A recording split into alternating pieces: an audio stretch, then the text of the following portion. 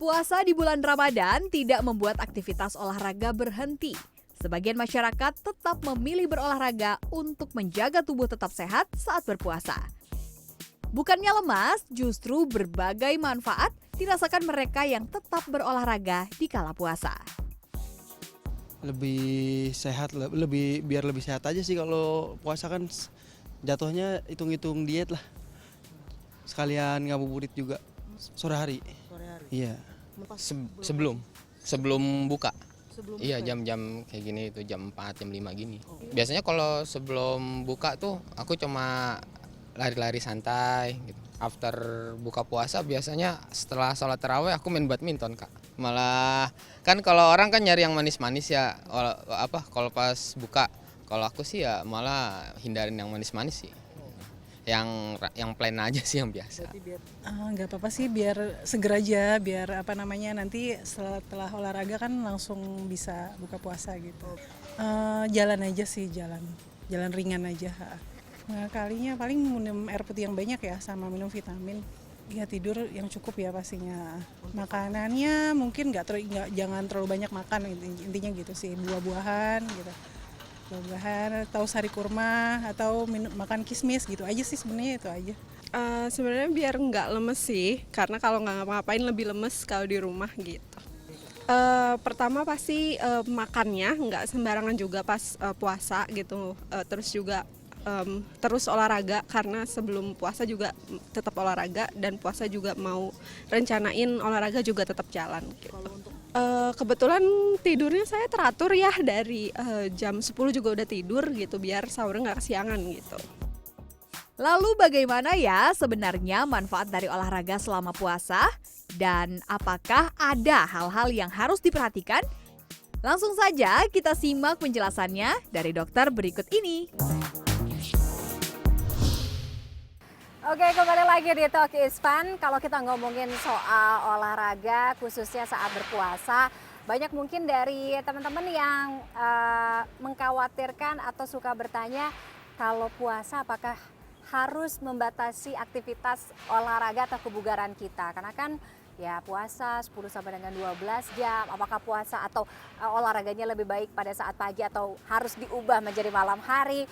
Untuk menjawab itu semua sudah hadir di Talk is Fun kali ini ada Dr. Adita Suryani. Dok Tita, apa kabar? Sehat, bugar, salam olahraga. Salam olahraga. Semangat banget ya walaupun puasa ya? Iya dong, dokter olahraga. Nggak boleh nggak semangat. Dok, tapi kalau kita ngomongin soal puasa ya, puasa olahraga. Puasa itu apakah lantas dapat membatasi performa atau kebugaran, aktivitas kebugaran kita nggak sih, Dok? Kalau kita ngakalinnya benar, enggak. Bahkan malah jadi momen untuk bikin diet kita jadi lebih sehat. Oh ya? Yes, karena diet dan olahraga ini adalah dua hal yang nggak bisa terpisahkan untuk pola hidup yang sehat, Mbak Tiffany. Ya, saat lagi puasa, asupan kalori mengurang. Hidrasi juga berkurang. Utamanya dua itu tuh, kalori dari makanan, hidrasi dari minuman, yang kita nggak bisa masuk sebelum buka puasa atau sebelum sahur gitu kan ya. Saat sahur sampai buka puasa nih kita nggak bisa makan minum, itu yang perlu kita perhatikan saat kita berolahraga. Tapi mohon maaf, tidak ada cara lain untuk menjadi bugar selain dengan latihan fisik. Jadi walaupun puasa tetap harus bergerak karena sejatinya kita adalah makhluk bergerak. Tapi ada pengecualian nggak sih, Dok, untuk orang-orang mungkin dengan kondisi tertentu gitu, atau ya kondisi penyakit tertentu sehingga itu harus dibatasi saat berpuasa? Tentu kalau dia ada penyakit, misalnya penyakit jantung, penyakit paru, penyakit yang mengganggu dia, diabetes, ada perhatian khusus. Tapi mohon maaf, exercise is medicine, olahraga adalah obat, bahkan untuk orang dengan sakit jantung. Jadi bukan berarti orang sakit jantung nggak boleh olahraga. Bagaimana keterbatasannya ini diakali, tapi tetap olahraga ini akan membuat sakit jantungnya mungkin berkurang dari grade yang 2 malah menjadi grade 1. sehat. Malah jadi sehat, karena memang ada kebugaran terkait kesehatan. Kalau kita kejar bugarnya saat latihan fisik, sehatnya ngikutin. Tapi kalau kejar sehat nggak pakai olahraga, contoh ya yang mau kurus, Dok bisa nggak usah pakai olahraga, diet aja? Bisa sih, cuman nggak bisa bugar. Oh, nggak bisa bugar, nggak bisa melakukan aktivitas sehari-hari tanpa kelelahan, artinya nggak ada capeknya. Jadi jangan tuh lagi puasa kebawaannya lemes kayak Iya kan, karena- ayam sayur gitu ya. Aduh jangan dong. Karena Mesti nggak tetap makan, segar nggak bugar. minum gitu Yes. kan selama kurun waktu tertentu gitu, jadi kayaknya nggak bisa deh. Nah tadi kan Nita kan udah bilang, asal ada ngakalinnya, bisa ngakalinnya. Betul, Nah yes. ngakalinnya itu caranya gimana? Oke, intinya adalah hidup kita sebagai makhluk bergerak nggak bisa lepas dari bergerak. Ya istilahnya kalau kita, makanya kita punya sendi, punya otot, punya tulang, alat gerak. Iya itu alat gerak kita sebagai manusia. Yang kalau kita nggak gunain, ya kalau contoh lah barang misalnya ya, ini kan juga benda di badan kita ya, tapi udah hidup bahkan. Kalau nggak digerakin pintu udah lama jadinya apa? Iya. Karatan. Iya. Ya, kita nggak mau nih timbul keluhan pada otot gerak sendi alat gerak kita. Kita maunya dia tetap bisa berfungsi dengan baik. Dan sekali lagi nggak ada cara lain selain dengan latihan fisik dan nggak ada yang bisa bantuin. Kecuali nanti tuh kalau udah stroke baru digerakin orang. Aduh, Pasti jangan- ya kita nggak mau. Jangan tentunya. sampai kena stroke dulu dong. Kita kan mau umur panjang tapi nggak mau berakhir di ranjang. Kita Benar, maunya benar. panjang usia biar bisa keliling dunia, gitu kan? Benar. Nah, jadi 1 bulan puasa tuh jangan jadikan momen itu kita nggak bergerak, jadi turun semua level kebugaran fisiknya. Ya tetap mesti bergerak, ngakalinnya sekarang. Urusannya cuma 2, kalori sama hidrasi, ya kan? Kalori yang masuk nggak bisa terus-terusan, hidrasinya juga sama. Artinya kita akalin saat kita belum bisa makan minum, jangan olahraga yang terlalu menghabiskan hidrasi dan kalori yang banyak. Misalkan. Waktunya kita atur. Waktunya kita atur. Nggak ada tuh terbaik waktu olahraga pas puasa harus pas dekat buka puasa, nggak ada Mbak Tiffany. Tiap orang beda-beda. Olahraga is tailored. Seorang specialized. Nggak ada sama Jadi jangan semua. suka nyamain kondisi itu dia Nggak, begini, iya. kita juga belum Betul, tentu bisa nggak begitu. Nggak bisa. Tiap orang beda-beda. Sesuai dengan minat dan bakat. Sukanya apa, bakat badannya gimana. Ada orang habis olahraga badannya ngantuk, ya malam-malam. Beda-beda tiap orang metabolismenya. Ada habis olahraga, dok saya olahraga kalau habis subuh bawaannya seger seharian. Enak bener, malam baru enak tidur. Gitu kan, ada juga orang beda-beda. Nah kalau udah biasa subuh, siapa bilang puasa nggak boleh olahraga subuh? Boleh. Habis sahur, udah sholat subuh. Biasa kan banyak tuh yang olahraga pagi-pagi, nggak apa-apa. Tapi intinya pertama, jangan yang terlalu capek. Gara-gara kan nanti kalorinya masuknya baru buka puasa. Dan jangan yang terlalu keringetan, artinya jangan yang panas-panas. Kan hidrasinya nanti belakangan. Udah jadi subuh pun boleh, siang boleh nggak? Iya boleh juga. Artinya kalau nggak mau terlalu capek, intensitasnya yang ringan dan sedang. Dan jangan di tempat yang panas, yang keringetan heboh. Justru malah itu bikin Karena jadi hidrasinya jadi keluar, kita dehidrasi itu nggak boleh. Jadi Iya. kita mesti mencegah dehidrasi dan defisit kalori yang terlalu berlebihan pada saat kita belum bisa bayar. Nah kalau mau yang pol-polan ya udah deket-deket buka puasa dong. Oh, Baru oke. bisa tuh intensitas mulai sedang. Ya intensitas sedang, misalnya orang mau buka puasa jam 6, jam 4 mulai olahraga sampai jam 5, setengah 6. Jadi selangin jangan habis itu tiba-tiba langsung buka puasa. Adalah setengah jam istirahat dulu. Buka puasa, dia udah bisa lagi hidrasi sama kalorinya, makan sama minumnya.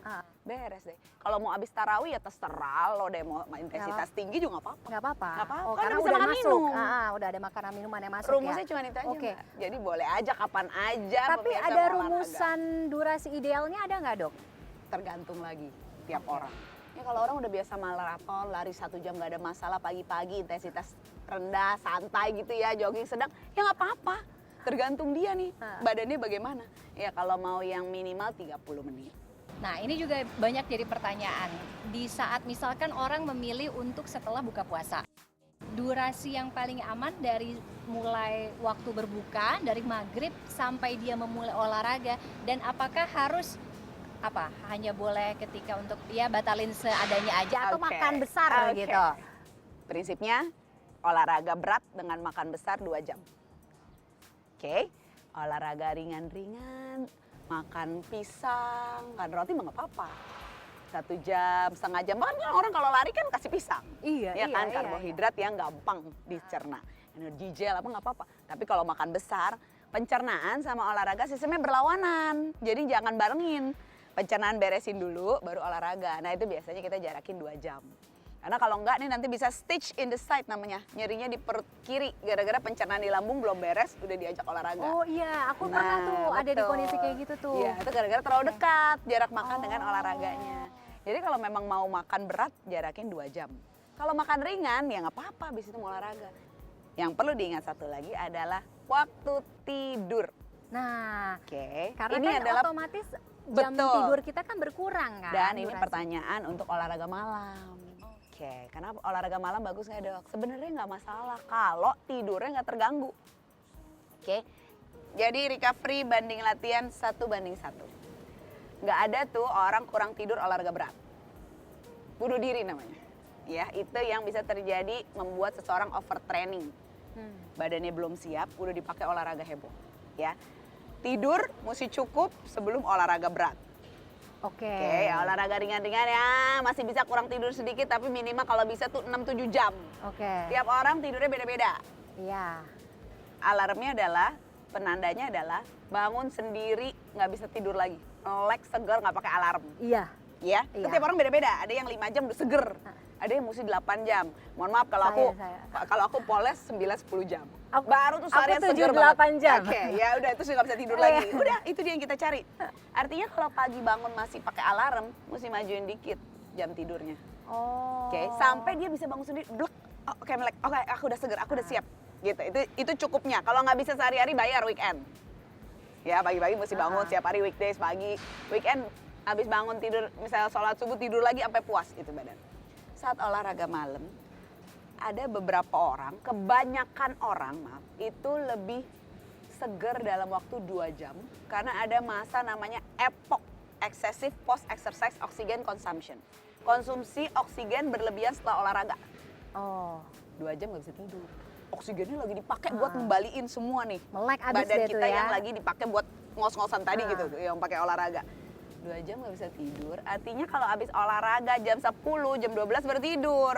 Gimana tuh? Besok bangun pagi nggak? Kalau besok bangun siang nggak apa-apa dong.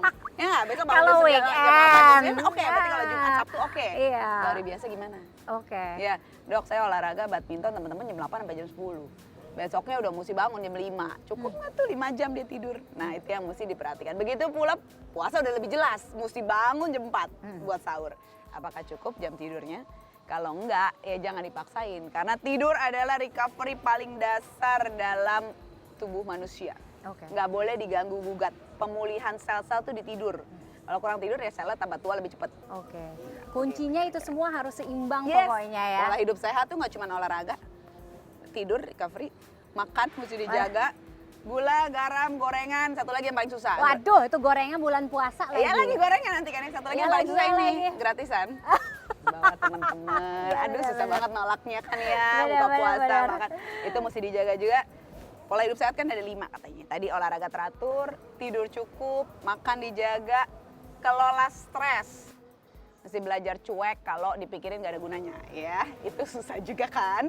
Sama yang terakhir hindari perilaku gak sehat nih seperti merokok dan minum alkohol. Nah, kalau merokok tuh emang udah bener-bener mesti sekuat tenaga dihindari. Oke. Nah itu 5 mesti jalan bareng, olahraga nggak boleh hilang karena itu cuma satu-satunya cara buat jadi bugar. Orang sehat bisa tapi bugar nggak bisa kalau nggak olahraga. Kualitas hidup sehat Anda sendiri yang menentukan. Terima kasih Dok Nita sudah hadir di Talk is Fun Dengan kali senang ini. hati. Mudah-mudahan ya pencerahannya bisa bikin sehat jasmani rohani selama bulan Ramadan kali ini ya. Terima kasih sekali lagi Dok. Dengan senang hati. Dan saya Jira Talk is Fun masih akan kembali kalau kita ngomongin soal sehat jasmani dan juga rohani. Nah yang juga harus sehat bagaimana kita bisa mengelola keuangan kita. Menghindari stres tadi. Menghindari Karena soalnya kantong. habis dapat THR. Itu dia. Jangan kemana-mana, tetaplah bersama kami. Jadi sebenarnya THR itu harus di-keep atau buat investasi atau gimana? Kalau Tiffany tanya saya, namanya aja udah THR, tunjangan hari raya. Tugas kita adalah menghabiskan THR itu. Kalaupun mau ditabung atau diinvest, kalau memang kita udah bingung mau dihabisin kemana lagi.